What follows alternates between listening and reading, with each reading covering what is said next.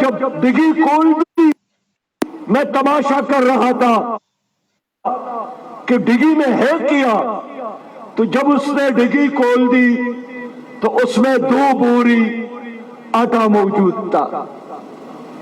میں سوچ رہا تھا پاکستان ایک زرعی ملک، پاکستان ایٹمی پاور، پاکستان 23 کروڑ عوام کا سمندر، پاکستان 5 دریاؤں کا ملک، پاکستان جہاں سونا چاندی موجود، جہاں کوئلہ موجود، جہاں زرخیز زمین موجود۔ آج یہ دن بھی آیا کہ ایک ڈرائیور جس نے اپنے بچوں کے لیے 1-2 بوری آٹا رکھا ہے، اس کو بھی یوں لیا جاتا ہے کہ جس طرح اس نے کوئی افیون رکھا ہو، کوئی چرس رکھا ہو۔ میرے دوستو، پھر میں نے وہ منظر دیکھا کہ سندھ کے میرپور میں ایک مزدور لائن میں کھڑا ہے اور پولیس نے لاٹھی چارج کی۔ وہ ٹرک سے آٹے کی بوری لینا چاہتے تھے، اس لاٹھی چارج اس کی کھوپڑی ٹوٹ گئی، بے ہوش ہو گیا، مر گیا۔ لوگوں نے اس کی لاش اٹھا کر جب ان کے دروازے پر رکھا تو ان کے 6 بیٹیاں تھی جو صبح سے انتظار میں تھی کہ ابو ہمارے لیے آٹا لائے گا، لیکن آٹا تو نہیں ملا۔ لوگوں نے ان بچیوں کو ان کے حوالہ کر دی۔ میں اس لیے میدان میں نکلا ہوں، میں اس لیے 3 دنوں سے سڑک پر ہوں کہ لوگوں، حکومت چاہتی ہے کہ بغیر ایٹم بم کے، دشمن کے ایٹم بم کے بغیر آپ سب کو معاشی طور پر قتل کرنا چاہتی ہے۔ اس ملک کا مستقبل کیا ہوگا؟ ڈگری ہولڈر نوجوان بھاگ رہے ہیں، لوگوں کو موقع ملتا ہے، ملک چھوڑ رہا ہے۔ اس ملک کا مستقبل کیا ہے؟ شرم کی بات کہ انسان نے چاند پر قدم رکھا، مریخ کر رہا ہے، ترقی کر رہا ہے، اور میری قوم، غیرت مند بہادر قوم، آٹے کے ٹرک کے پیچھے شناختی کارڈ ہاتھ میں لیے پھر رہی ہے۔ بچے پڑھنے کے بجائے آٹے کے حصول کے لیے ٹرک کے پیچھے، اس سے بھی بڑھ کر میری مائیں، بہنیں اور بیٹیاں شناختی کارڈ ہاتھ میں لیے ٹرک کے پیچھے۔ یہ دن کس نے آپ کو دکھلایا؟ ایسے میں وزیر اعظم صاحب فرماتے ہیں کہ ایک وقت کا روٹی کھاؤ، کبھی کہتے ہیں ایک وقت 1 پیالی چائے پیا کرو، کوئی کہتا ہے صبر کرو، سکون خبر میں ملے گا۔ اگلا اعلان کا انتظار کیجیے، یہی اعلان ہوگا کہ قمیص کی کیا ضرورت ہے، صرف شلوار پر گزارا کر لو۔ میرے دوستو، میرے بھائیوں، میں ان سے پوچھنا چاہتا ہوں کہ زرعی پاکستان، اس کو تباہ کس نے کیا؟ صنعت پاکستان کو تباہ کس نے کیا؟ کیا امریکہ نے؟ کیا انڈیا نے؟ کیا برطانیہ نے ہمارے اوپر کوئی ایک بم استعمال کیا، یا ان لوگوں نے؟ کس نے توشہ خانے کو لوٹا؟ کس نے پاکستان کے خزانے کو لوٹا؟ کس نے کشمیر انڈیا کے حوالے کی؟ کس نے ڈاکٹر عافیہ امریکہ کے حوالے کی؟ کس نے پاکستان کے قاتل ریمن ڈیوس کو چھوڑا؟ کس نے پاکستان پر حملہ آور ابھی نندن کو چھوڑا؟ میرے دوستوں، ان لوگوں سے پوچھنے کی ہے کہ 75 سالوں سے آپ اس ملک پر مسلط ہے، آپ نے کیا ڈیلیور کیا؟ امریکہ کے غلامی، IMF کا ڈکٹیشن، ورلڈ بینک کے اشاروں پر ناچنا، یہ سب کے سب یہ کھلونے ہیں، ان کے چابی ان کے ہاتھوں میں ہے۔ یہ وہ ہیں جو ان کا آقا ان کو آرڈر دے دے۔ میرے بہت ہی پیارے بھائیوں، انہوں نے کرپشن کا تحفہ دیا۔ غریب آدمی کرپشن نہیں کرتا، یہ کرپٹ ہے۔ انہوں نے جہالت کو عام کیا، انہوں نے غربت کا تحفہ دیا، انہوں نے ملاوٹ کا تحفہ دیا۔ اب دیکھیے پاکستان میں جب بھی کوئی بحران آتا ہے، دوائی کی بحران، پیناڈول نہیں مل رہا تھا، پتہ چلا وہ پاکی منسٹر ملوث ہے۔ آٹے کا بحران، وہ پاکی منسٹر ملوث ہے۔ چینی کا بحران، وہ پاکی منسٹر ملوث تھے۔ یہی لوگ کبھی PTI میں ہوتے ہیں، کبھی پیپلز پارٹی میں، کبھی مسلم لیگ میں۔ ان کا کردار ایک ہے، ان کے اخلاق ایک جیسے ہیں۔ یہ صرف سیاست کرتے ہیں مال جمع کرنے کے لیے، جائیدادوں میں اضافہ کے لیے۔ پاکستان آپ کے ساتھ امانت ہے، پاکستان اللہ کی نعمت ہے، پاکستان ساری اسلامی دنیا کی امامت کر سکتا ہے۔ پاکستان کو اللہ تعالیٰ نے ایٹمی پاور بنایا، لیکن ان حکمرانوں کی وجہ سے آج پاکستان دنیا کے لیے ایک تماشا بن گیا۔ ان لوگوں نے ہمیشہ آپ لوگوں کو دھوکہ دیا، اور گزشتہ 1-2 سالوں سے نہیں، کبھی روٹی کپڑا اور مکان کے نام پر، لیکن کیا انہوں نے آپ کو روٹی کپڑا اور مکان دیا؟ کبھی ملک سنواروں اور قرض اتاروں کے نام پر میرے محب وطن لوگوں نے، ماؤں بہنوں اور بیٹیوں نے اپنی زیورات اس فنڈ میں جمع کیے، کیا آج تک حکومت اس کے حساب دے سکی؟ کبھی مدینہ کی اسلامی ریاست کے نام پر اور تبدیلی کے نام پر تبدیلی لوگوں نے دیکھا کہ اس کے پٹاری میں جو تبدیلی موجود تھی وہ بزدار کی شکل میں، جنہوں نے پنجاب کا بیڑا غرق کر دیا۔ میرے بھائیوں اور دوستوں، میں آج آپ سے بات کرنا چاہتا ہوں، اس ملک کے ذہین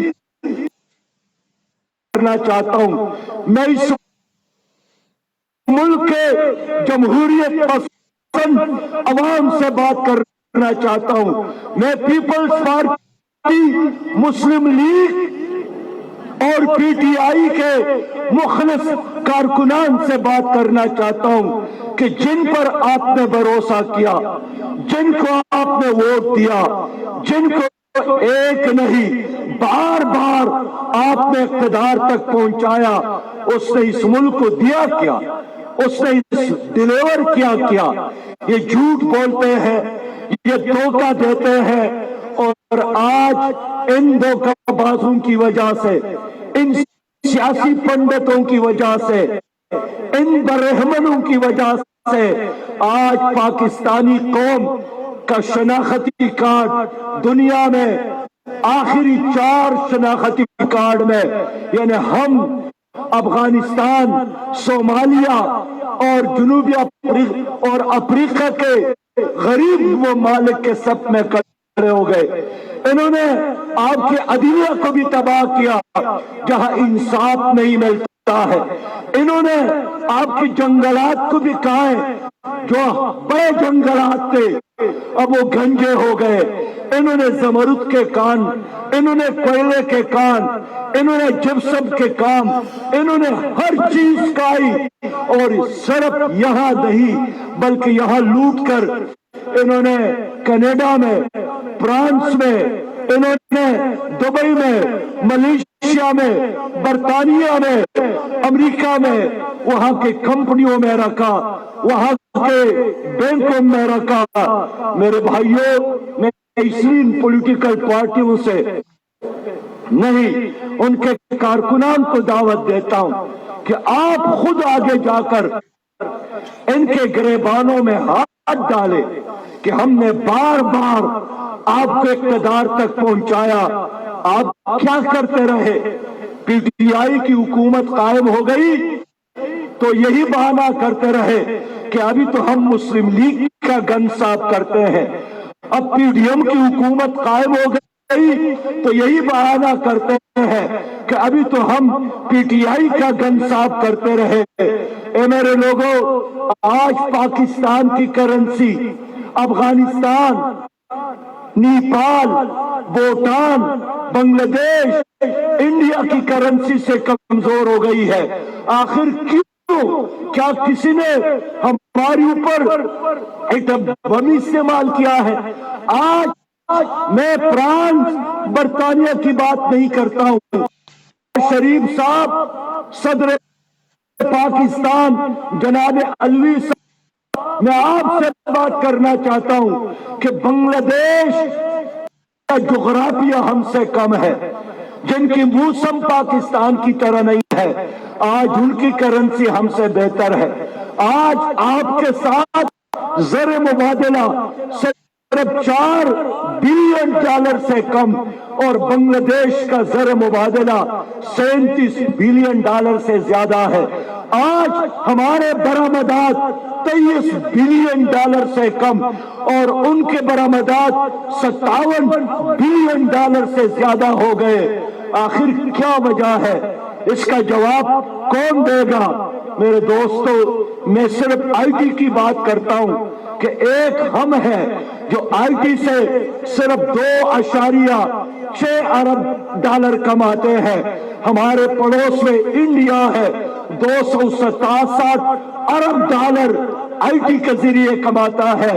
اس کے لیے سیمنٹ کی ضرورت نہیں، اس کے لیے سریا کی ضرورت نہیں، اس کے لیے کسی بڑی عمارت کی ضرورت نہیں ہے، لیکن ویژن کی ضرورت ہے، عقل کی ضرورت ہے، نوجوانوں کو سپورٹ کرنے کی ضرورت ہے. میں حیران ہوں کہ پاکستان کے یہ حکمران باہر جاتے ہیں، واپس آتے ہیں، یہ نہیں دیکھتے کہ ایک نیوزی لینڈ ہماری اسلام آباد اور اسپنڈی ڈویژن سے چھوٹا ملک ہے، لیکن $58 ارب کے وہ صرف دودھ سے بنی ہوئی چیزوں کو باہر کرتے ہیں. لیکن پاکستان دنیا میں لائف سٹاک میں 5ویں نمبر پر ہے. یہ الگ بات ہے کہ کراچی سے لے کر چترال تک بغیر ملاوٹ کا ایک گلاس دودھ بھی آپ کو نہیں ملے گا. میرے پیارے بھائیوں، میرے دوستوں، میں آج آپ لوگوں کی خدمت میں آیا ہوں کہ آپ بڑے ذہین لوگ ہیں، آپ بڑے صابر اور شاکر لوگ ہیں. ایک استاد نے اگر سے پوچھا کہ آپ کتنے عرصے کے لیے ایک ٹوتھ برش استعمال کرتے ہو؟ وہ امریکی تھا، انہوں نے کہا میں 2 مہینے بعد ٹوتھ برش کو تبدیل کرتا ہوں. ایک رشین سے پوچھا، اس نے کہا کہ ہم 1 مہینے بعد ٹوتھ برش کو تبدیل کرتے ہیں. پاکستانی طالب علم سے پوچھا، اس نے کہا میں 6 مہینے کے بعد ٹوتھ برش کو تبدیل کرتا ہوں، لیکن میرے تبدیلی کے بعد پھر میرے والد صاحب اس کو اپنے بالوں کو رنگ دینے کے لیے استعمال کرتا ہے، اور جب میرا ابو اس کو چھوڑتا ہے تو پھر میری ماں اس کو واشنگ مشین صاف کرنے کے لیے استعمال کرتی ہے، اور جب ٹوتھ برش بالکل گنجا ہو جائے تو پھر میری ماں اس میں سوراخ کر کے ناڑا ڈالنے کے لیے استعمال کرتی ہے۔ استاد نے کہا ایسی باصلاحیت قوم پھر غریب کیوں ہے، پھر مقروض کیوں ہے، پھر بیمار کیوں ہے، پھر پانی سے محروم کیوں ہے، پھر ڈپریشن کا شکار کیوں ہے؟ اس بچے نے جواب دیا زرداری کی وجہ سے، عمران خان کی وجہ سے، شہباز شریف کی وجہ سے۔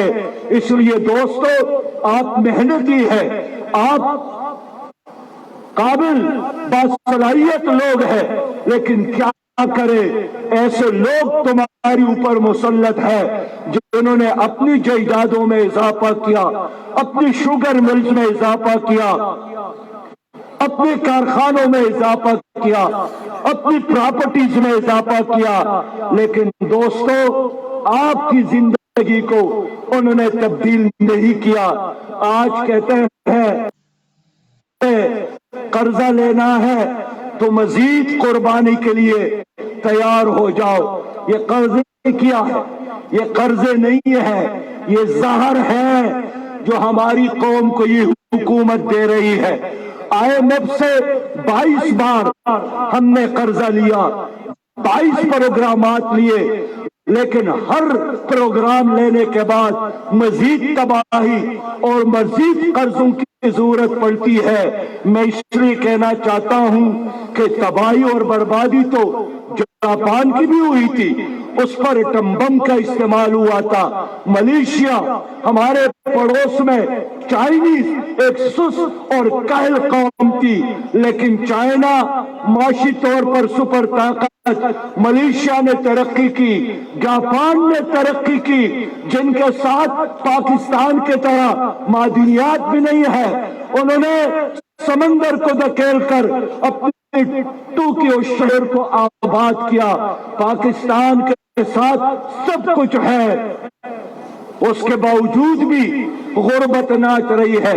دنیا میں جس کے ساتھ کھیت ہو وہاں گندم پیدا ہوتا ہے، ہمارے کھیتوں میں بھی غربت پیدا ہوتی ہے۔ چاروں طرف جہالت ناچ رہی ہے، اندھیرا ہے۔ میرے دوستوں، کون ذمہ دار ہے؟ یہی لوگ ذمہ دار ہے، یہی کرپٹ مافیا۔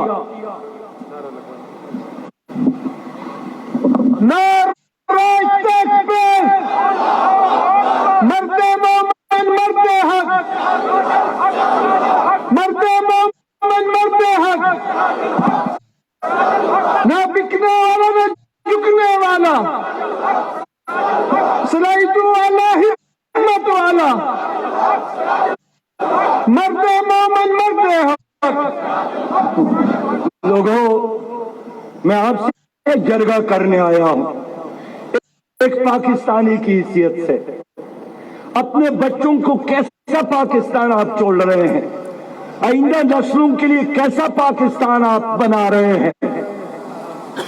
آئیے مل کر سوچتے ہیں، سیاست سے بالاتر ہو کر اس ملک کے بارے میں سوچے۔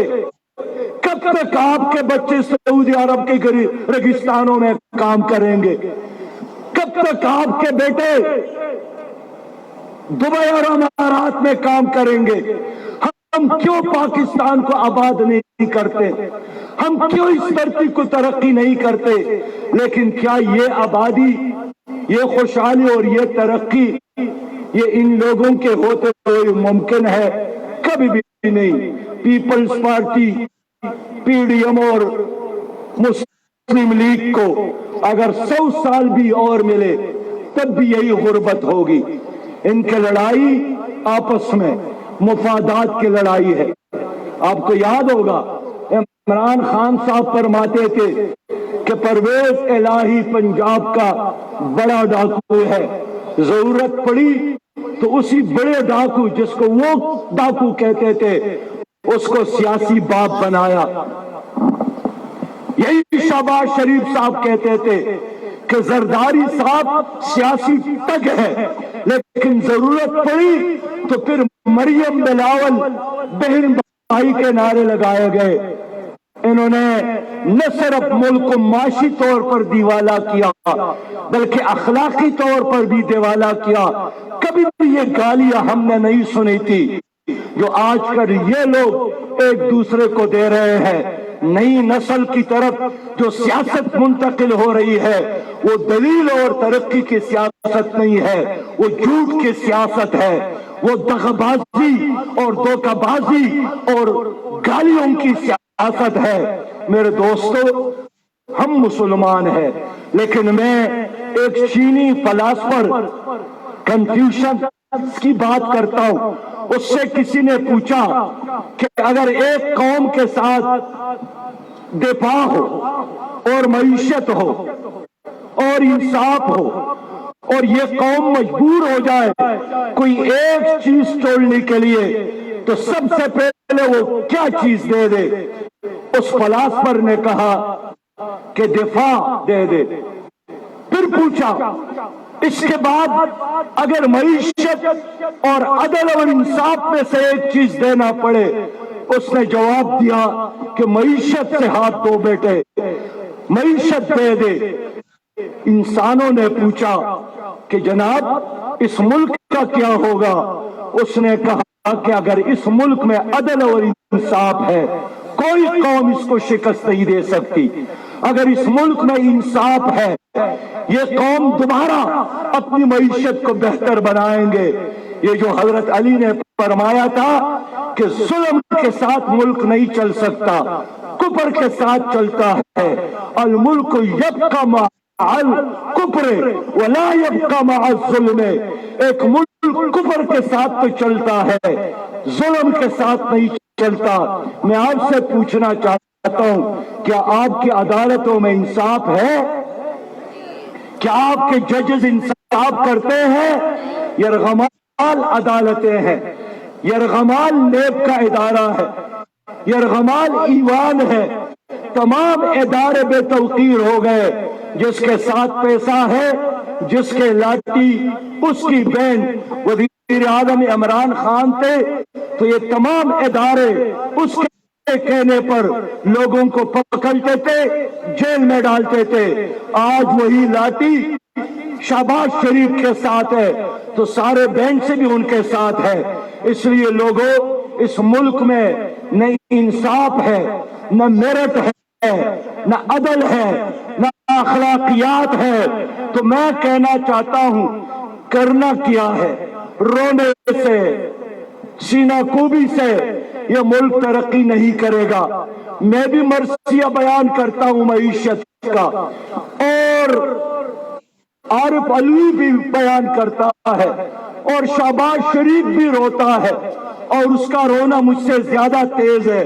وہ کہتا ہے کہ IMF نے اتنا سخت شرائط پیش کیا ہے کہ وہ بہت خوفناک ہے۔ بابا IMF نے تو یہ بھی کہا ہے کہ جن کے اثاثے باہر ہیں وہ ملک میں لائے۔ آپ اس شرط کو ماننے کے لیے تیار نہیں ہے، لیکن جہاں غریب کا خون نہ چھوڑنا ہے اس کے لیے آپ تیار ہیں۔ میں نے اس لیے آج آپ کو پیغام دینا ہے کہ وزیر خزانہ نے اعلان کیا ہے کہ میں منی بجٹ لاؤں گا اور 170 ارب کا مزید ٹیکسز لگاؤں گا۔ میرا یہی اعلان ہے کہ